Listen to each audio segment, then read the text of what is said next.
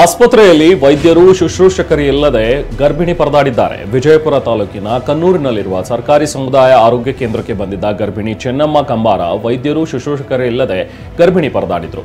ವೈದ್ಯರು ಸಿಬ್ಬಂದಿ ವಿರುದ್ಧ ಗ್ರಾಮಸ್ಥರು ಆಕ್ರೋಶ ವ್ಯಕ್ತಪಡಿಸಿದರು. ಸಿನಿಮಾ ಸ್ಟೈಲ್ನಲ್ಲಿ ನಟೋರಿಯಸ್ ಕ್ರಿಮಿನಲ್ನನ್ನ ಬಂಧಿಸಲಾಗಿದೆ. ಉಡುಪಿ ಮಣಿಪಾಲದ ಡಿಸಿ ಕಚೇರಿ ರಸ್ತೆಯಲ್ಲಿ ಪೊಲೀಸರಿಂದ ತಪ್ಪಿಸಿಕೊಳ್ಳೋದಕ್ಕೆ ಯತ್ನಿಸಿದ್ದ ಆರೋಪಿ ಸರಣಿ ಅಪಘಾತ ಮಾಡಿದ್ದ. ಸಿನಿಮಾ ಸ್ಟೈಲ್ನಲ್ಲಿ ಚೇಸ್ ಮಾಡಿ ಹಿಡಿದಂತಹ ಪೊಲೀಸರು ಗರುಡ ಗ್ಯಾಂಗ್ನ ಕುಖ್ಯಾತ ಇಸಾಕ್ನನ್ನ ಲಾಕ್ ಮಾಡಿದ್ದಾರೆ. ಪ್ರಕರಣದಲ್ಲಿ ಗರುಡ ಗ್ಯಾಂಗ್ನ ಕುಖ್ಯಾತ ಇಸಾಕ್ನನ್ನ ಬಂಧಿಸಲು ನೆಲಮಂಗಲ ಪೊಲೀಸರು ತೆರಳಿದ್ರು. ಖಾಕಿ ಕಂಡು ಇಸಾಕ್ ಕಾರಿನಲ್ಲಿ ಪರಾರಿಯಾಗಲು ಯತ್ನಿಸಿದ್ದ. ಕೂಡಲೇ ಸ್ಥಳೀಯ ಪೊಲೀಸರಿಗೆ ಮಾಹಿತಿ ರವಾನಿಸಿ ಮಣಿಪಾಲ ಮಣ್ಣಪಳ್ಳದ ಬಳಿ ಅರೆಸ್ಟ್ ಮಾಡಿದ್ದಾರೆ. ಇಸಾಕ್ ಕಾರಿನಲ್ಲಿ ಜೊತೆ ಯುವತಿ ಕೂಡ ಪತ್ತೆಯಾಗಿದ್ದಾಳೆ. ಚಿಕ್ಕಮಗಳೂರಿನಲ್ಲಿ ನೆಲ್ಲೂರು ಮಠ ವರ್ಸಸ್ ಜಾಮಿಯಾ ಮಸೀದಿ ಆಸ್ತಿ ವಿವಾದ ತಾರಕಕ್ಕೇರಿದೆ. ನಿನ್ನೆ ಮಸೀದಿ ಕಮಿಟಿ ಏಕಾಏಕಿ ಮನೆ ಹೋಟೆಲ್ಗಳನ್ನು ತೆರವುಗೊಳಿಸಿದೆ. ಇದರಿಂದ ಸಿಟ್ಟಾದ ನೆಲ್ಲೂರು ಮಠದ ಕುಟುಂಬಸ್ಥರು ಹೋಟೆಲ್ ಮಾಲೀಕರು ಬಸವನಹಳ್ಳಿ ಠಾಣೆಯಲ್ಲಿ ದೂರು ದಾಖಲಿಸಿದ್ದಾರೆ.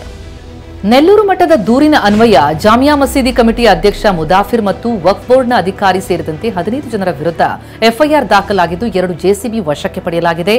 ಘಟನಾ ಸ್ಥಳದಲ್ಲಿ ಪೊಲೀಸರ ಭದ್ರತೆ ಹಾಕಲಾಗಿದೆ.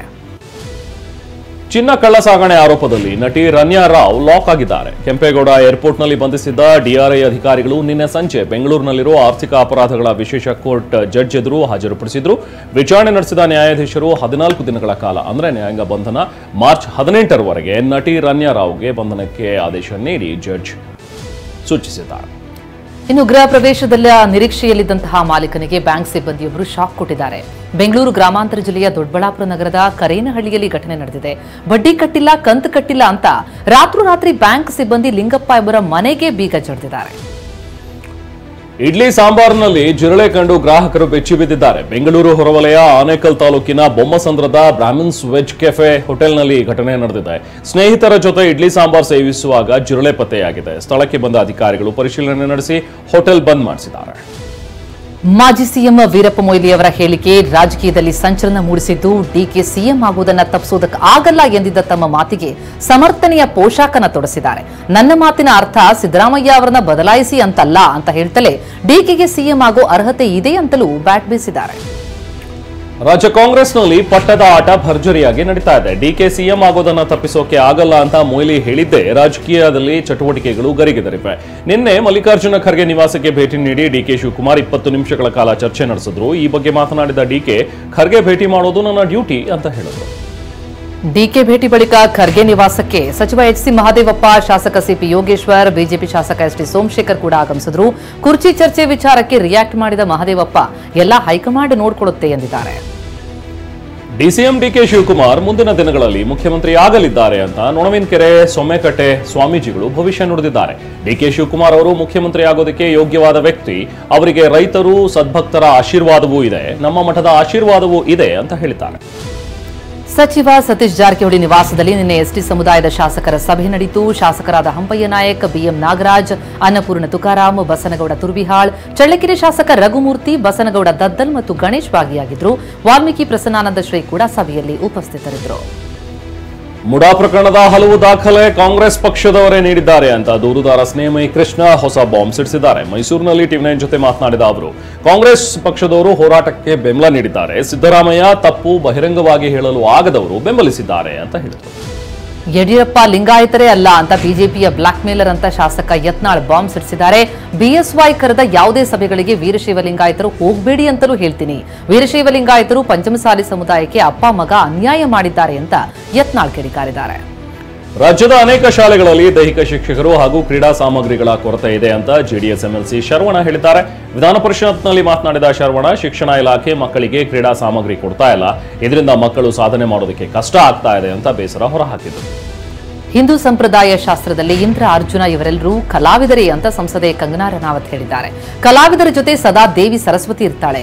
ಕಲಾವಿದರ ರಕ್ಷಣೆಗಾಗಿ ವಿಷ್ಣು ಹುಟ್ಟಿ ಬರ್ತಾನೆ ಅಂತ ಡಿಸಿಎಂ ಡಿಕೆ ಮಾತಿಗೆ ಕಂಗನಾ ತಿರುಗೇಟು.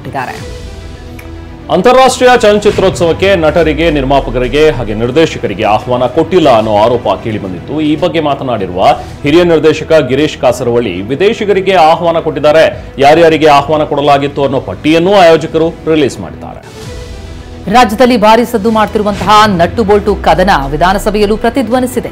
ಆಡಳಿತ ಹಾಗೂ ವಿಪಕ್ಷಗಳ ನಡುವೆ ಕ್ಯಾಮೆರಾ ಸಮರ ಜೋರಾಗಿದ್ದು, ಈ ವೇಳೆ ಇದು ಸಣ್ಣ ಸಮಸ್ಯೆ ಅಲ್ಲ, ನಾವು ಮಾತಾಡ್ತಿರೋದು ಜನರಿಗೆ ತಲುಪ್ತಿಲ್ಲ, ನಟ್ಟು ಬೋಲ್ಟ್ ಸರಿಯಾಗಿಲ್ಲ, ಸರಿ ಮಾಡ್ರಿ ಅಂತ ಶಾಸಕ ಸುನಿಲ್ ಕುಮಾರ್ ಆಗ್ರಹಿಸಿದರು.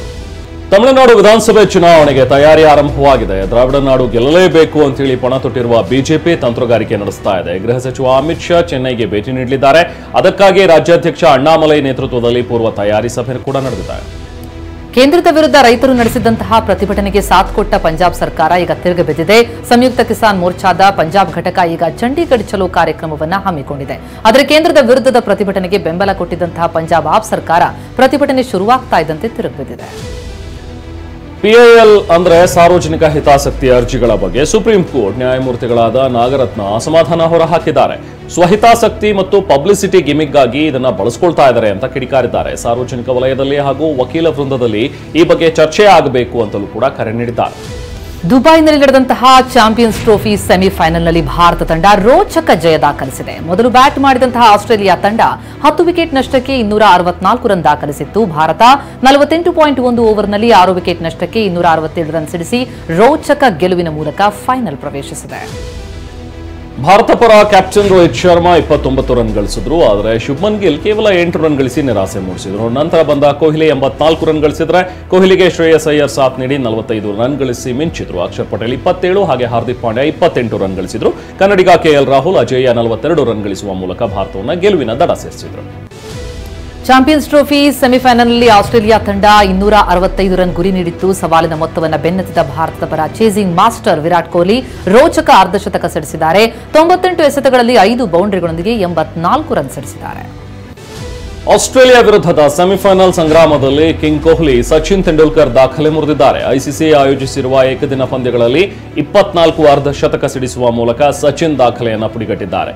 ಐಸಿಸಿ ಟೂರ್ನಿಗಳಲ್ಲಿ ಮಾಸ್ಟರ್ ಬ್ಲಾಸ್ಟರ್ ಸಚಿನ್ ತೆಂಡೂಲ್ಕರ್ 23 ಅರ್ಧಶತಕಗಳನ್ನು ಸಿಡಿಸಿದ್ದಾರೆ. ಸೆಮಿಫೈನಲ್ನಲ್ಲಿ ಭಾರತದ ವಿರುದ್ಧ ಟ್ರಾವಿಸ್ ಹೆಡ್ ನಿರೀಕ್ಷೆಯಂತೆ ಆರಂಭದಿಂದಲೇ ಅಬ್ಬರಿಸಿದ್ರು. ಆದರೆ ವರುಣ್ ಚಕ್ರವರ್ತಿ ಎಸೆತದಲ್ಲಿ ಕ್ಯಾಚ್ ಕೊಟ್ಟರು. ಲಾಗಾನ್ನಲ್ಲಿ ಗಿಲ್ ಬಾಲ್ ಹಿಡಿತಾ ಇದ್ದಂತೆ ಎಸೆದ್ರು. ಇದನ್ನು ಗಮನಿಸಿದ ಅಂಪೈರ್ ಬಾಲ್ ನಮ್ಮ ನಿಯಂತ್ರಣದಿದೆ ಅಂತ ಖಚಿತವಾದ ಬಳಿಕ ಎಸಿಬೇಕು ಅಂತ ಎಚ್ಚರಿಸಿದ್ದಾರೆ.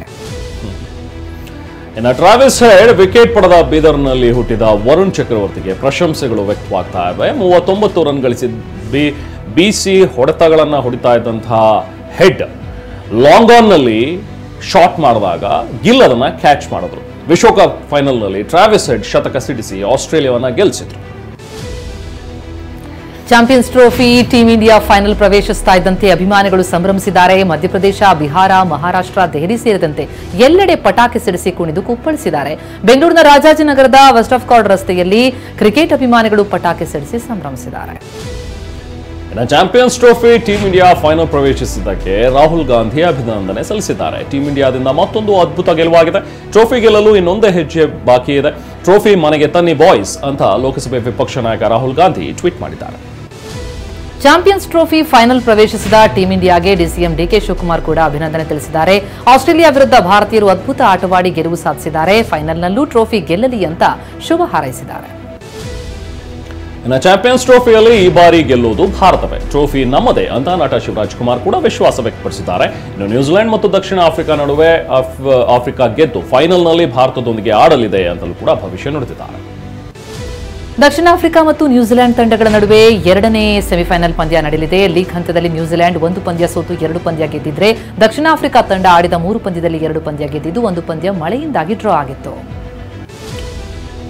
ಇನ್ನು ಪ್ರಧಾನಿ ಮೋದಿ ಅವರು ಗುಜರಾತ್ ಪ್ರವಾಸದಲ್ಲಿದ್ದಾರೆ. ನಿನ್ನೆ ಜಾಮ್ನಗರದಲ್ಲಿರುವ ಅನಂತ್ ಅಂಬಾನಿ ಒಡೆತನದ ಪ್ರಾಣಿಗಳ ಸಂರಕ್ಷಣೆ ಮತ್ತು ಪುನರ್ವಸತಿ ಕೇಂದ್ರವಾದ ವಂತಾರಾಗೆ ಭೇಟಿ ನೀಡಿದ್ರು. ಈ ವೇಳೆ ಒರಾಂಗುಟಾನ್ ಸಿಂಹದ ಮರಿಗಳ ಜೊತೆಗೆ ಆಟವಾಡುವ ವಿಡಿಯೋ ವೈರಲ್ ಆಗಿದೆ.